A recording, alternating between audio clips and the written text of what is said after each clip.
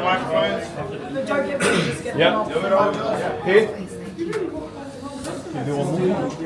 Just put that on the table. Fuck you, Joe.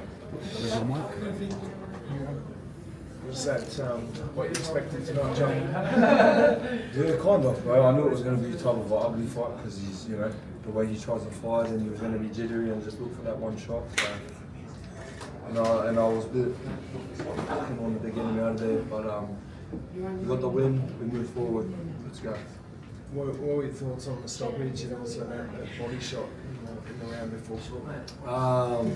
Rules are rules. You know, I thought it was my hand was around his neck, like it was sort of like a little clinch and I slipped one in. But it is what it is, bro. You got the win. That's all that matters. At the start, you're finding your range with him as a shorter guy. It'll take a little bit to work that out. Yeah, definitely. And I knew he just was waiting, you know, just to really let his hands go, you know. So got to sort of pick his shot smart. I wanted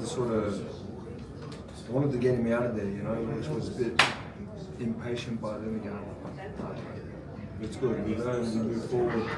I'm just pumped for the next one. It was all respectful, right? You know, we showed respect and we thanked him for coming out here.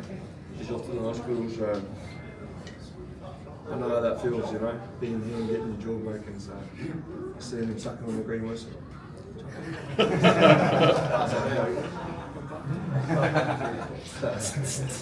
How did it feel fighting here? Plenty of support here tonight? Man, it's awesome, bro. Being here in Australia, having it packed out like that, bro, another sellout like that, it's special. You know, it's making Australia's really getting behind it, bro.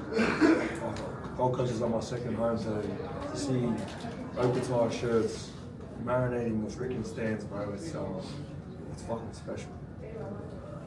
I spoke about Zodo in the ring there. How much do you want that fight? And I want the unification fights. You know, it's not. I say it all the time. I'm not chasing Zodo specifically. I'm chasing the belt. If Zodo loses his belt on this fight, I'm chasing that guy. You know what I mean? I want the unification fights, and that's it. What is that all about? Legacy, or what sort of thing? I want to become undisputed.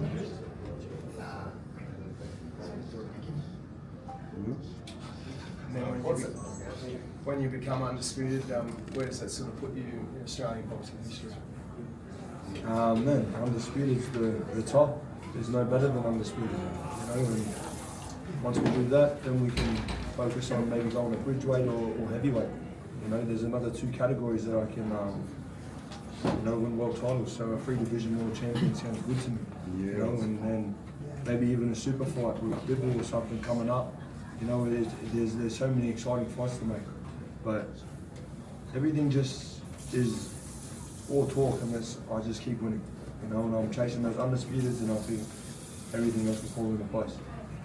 What are your plans when you do see him? Because obviously he's got a team of people that are going to sign off on that as well. How are you going to get that over the line? Because you've tried, apart from going straight to him like you said you're doing. Maybe when I see him, I'll probably shake his hand. You know, we introduce myself. Bro, I always say my opponent's not my enemy. You know, I'm not here to talk shit, and I'm just chasing undisputed, chasing greatness, which I think all world champions should be. You know, it's not here to badmouth anyone or say he's a bad bloke or anything like that. But I want unification fights. You said in the ring too that they're not the best unless they beat you. Do you think Zodo thinks he is the best? Not until he beats me. Do you think he's sitting there going, good, because he's got your belt? I don't know what he thinks. Joe, just a word on Justice's fight. Oh man, gunning for justice. No, he was in front by a while. You know, I had him in front. I had him comfortably in front. But this is boxing. You know, you get caught, and it's heavyweight boxing, especially. You know, you have big boys in there, man. I just hope Australia really keeps getting behind him, because that was a great display of boxing on a world-class, world-class stage. He held the flags up very proudly. So, you know, Tasman fighter really showcased today. You know, massive shout out to Mickey Boy. You know, we fucking started this shit from nothing, man. And now we've got, you know, heavyweights fighting on the biggest stages in the UK. We're packing out stadiums in the Gold Coast. It's crazy to see where we started and then now where we are now. So it's all progress, man. And I honestly believe that, you know, just as stocks still went up. You know, you put on a great display of boxing, and I feel like people are going to be worried to fight him now. You know, he's showcased how good he is against a great fighter. So how exciting for all of us.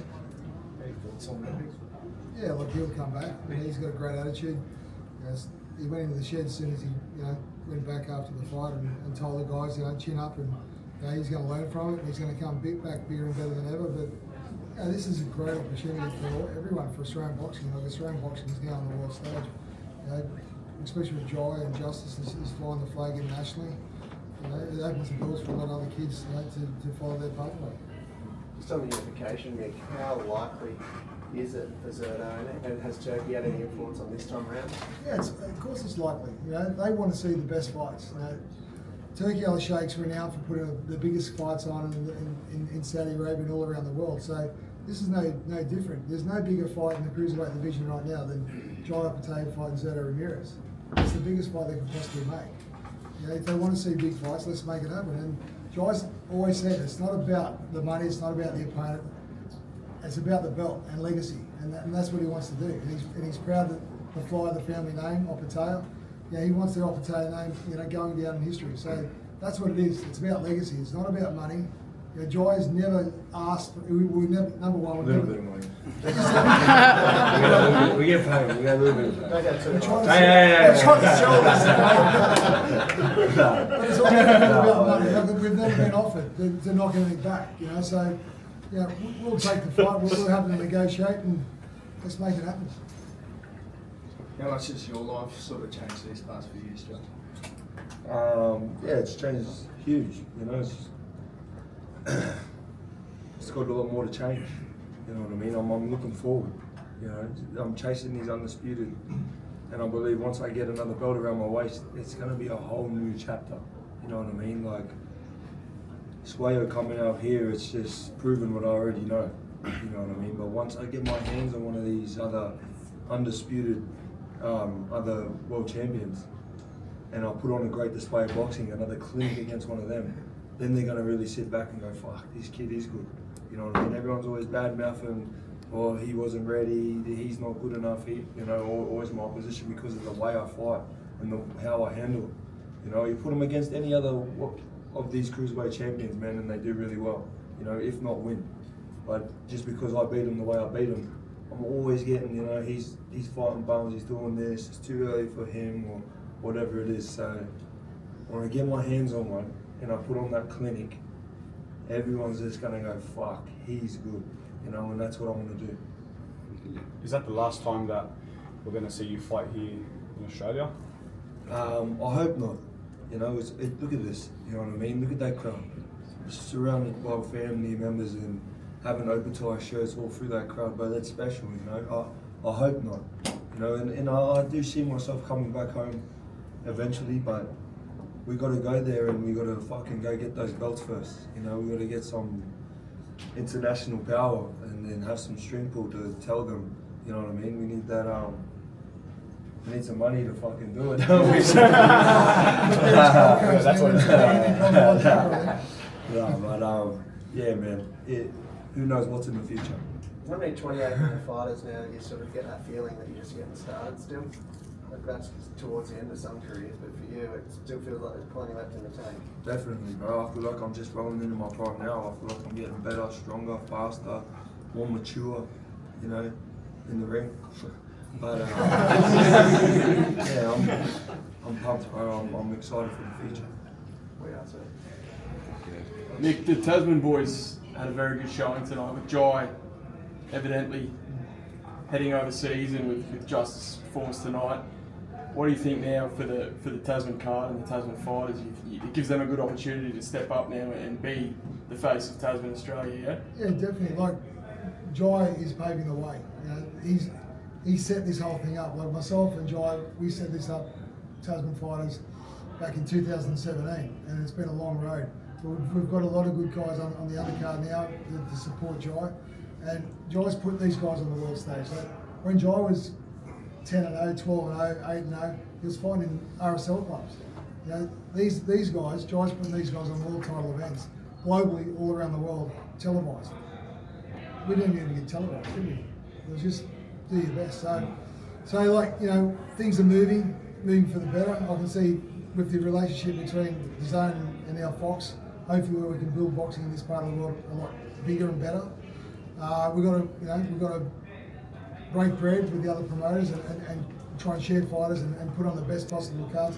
We spoke about it before, myself and Jai. Imagine putting Jai Opetaia, Tim Zhu, Justice Hooney. You know, you're gonna make it a mega card, wouldn't you? Like, huge, you know, huge. massive. And Australia want that. Like, you're gonna be a stadium fight. You know, so George Gambosis is like, you're gonna make it a massive fight, and Australia would turn out. And you know, but until all the promoters start breaking bread and getting on, we're not going to do that. But Jai's paving the way.